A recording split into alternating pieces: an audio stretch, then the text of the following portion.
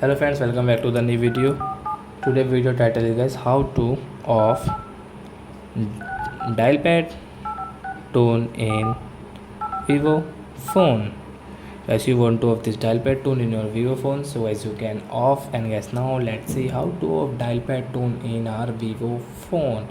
But before starting video fans, I want to tell you, if you're new in my channel and you are watching my video first time, so first of all go and subscribe my channel, click the bell icon and like my videos. So friends, first of all we will have to on our phone setting to off this dial pad tone.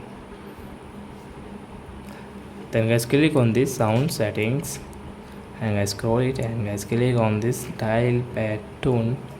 So we will click here the right side guys, dial pad tone, and guys now you can see.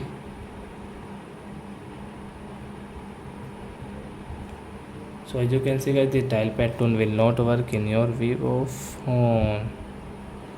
So I hope friends you have understood how to off dial pad tone in Vivo phone. So that's it guys, thanks for watching my video. Now we will meet our next video with new topic. Before going guys, please go and like my video, subscribe my channel. Bye bye friends.